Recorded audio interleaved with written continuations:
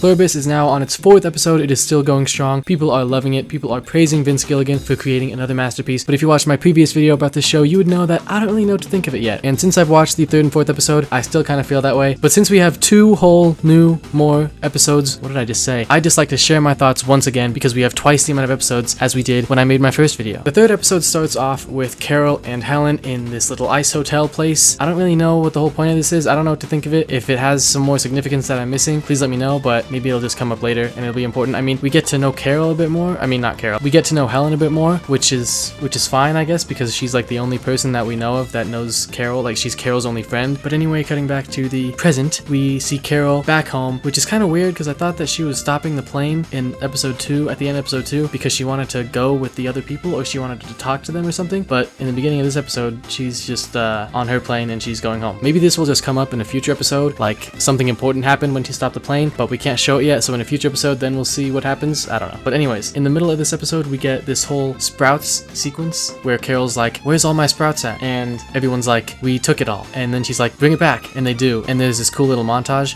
which I really enjoyed. I wish it was longer, but it was nice. It was cool. It was good. It was absolute cinema, right, guys? But the big thing that happens in this episode is Carol blows herself up. No offense to Golden Boy in the first season of Gen V. Anyway, she also gets Zosha injured in the process, so much so that she is hospitalized. And then she's like, you guys are crazy. Why did you give me a hand grenade? And they're like, you asked for one. And she's like, would you give me a nuclear bomb? And they think about it for a second, and then they're like, yeah, we would give you a nuclear bomb. And then she's like, what the heck? You guys are crazy. Which we already know. It just reinforces that. And now Carol's like, they're really crazy. They were crazy before, but now they're super crazy. Well, no, they were super crazy the whole time, but I just figured out that they're super crazy and not just regularly crazy. Anyways, this episode was good. I enjoyed it, and I think the questions that I had in my last video that I talked about, I still have those questions. I still think that Carol, we need more from Carol. We need something bigger with Carol, because right now as a character, like I said in the last video, I don't know if she's worthy of being the center of a Vince Gilligan show. Like, not because she's a bad character, but because just conceptually, I feel like we need a more interesting person. And episode 4, thankfully, we do get a little bit more of that, and Carol does some things and is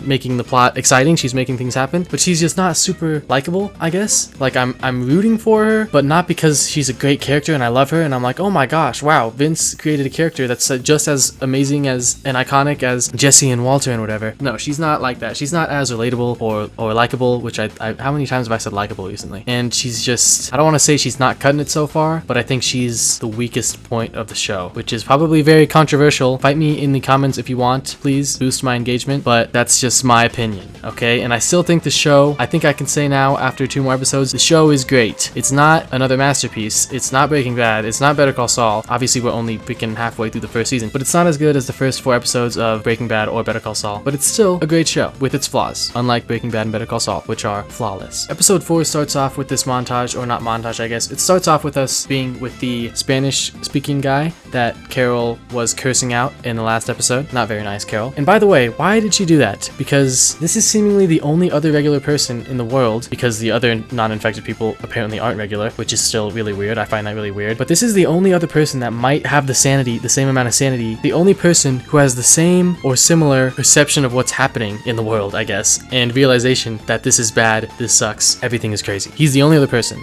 and she just curses him out in Spanish, naturally. I don't know. I just feel like the logical thing to do would be to actually try and talk to him, even if he's being mean. He thought that you were infected, right? So he was being mean to you. And Carol should know that. Carol should know that this guy doesn't know her. He's not cussing her out because she's Carol. He's cussing her out because he thinks that she's with the hive mind people.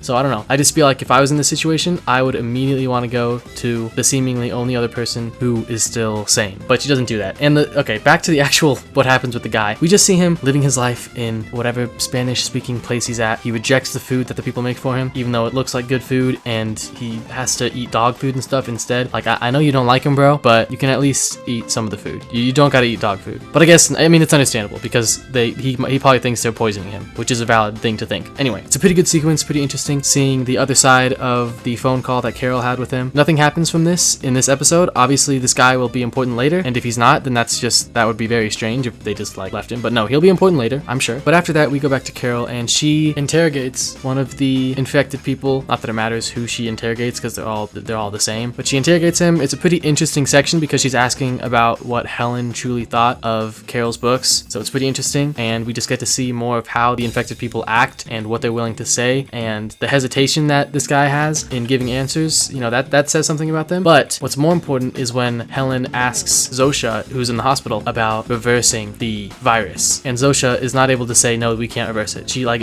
basically Helen knows, not Helen, Helen's dead. Carol knows that the infected people know that it can be reversed, or that it can't not be reversed, which is pretty huge. Because that then leads Helen's dead. Carol, it leads Carol to do heroin, which is awesome. Breaking Bad reference, heroin. Last time someone did heroin in a Vince Gilligan show, dead. Second time someone did heroin in a Vince Gilligan show, possibly also dead. Moral of the story, don't do heroin. But Carol uses the heroin to try to get information out of Zosha. She's like, I'm gonna get her high so that she tells me everything. And Zosha does not tell her anything. Zosha dies instead. Well, we don't know if she's dead yet. We don't know if she's dead, but she might. Heroin's pretty insane, so she could very well be dead. And she was like in the hospital recovering from stuff already. Plus heroin, not a great combo. Then the episode ends, and Carol learned a little bit about the infected people because of how Zosha talked to her and how the person that she was interrogating talked to her, and that's where we are at so far. So let me tell you what I think of these third and fourth episodes. They are pretty good. I think there's still a lot of questions to be asked. Oh, one thing I didn't mention, when Zosha was overdosing, all the people around obviously started gathering around because Zosha was dying, and because they knew that because they're in Zosha's head as well. But they just started saying, please, Carol, which is like, I know this is a small thing, but I think it's important. Why are they saying that? They're not saying, please, Carol, let us help her. They're just saying, please, Carol, and because they are in the minds of people that used to be regular, they should know that this is weird. Like, saying please, Carol is just gonna make you seem crazier, and it's not actually gonna do anything. So why not just start with the fact that Zosha is dying?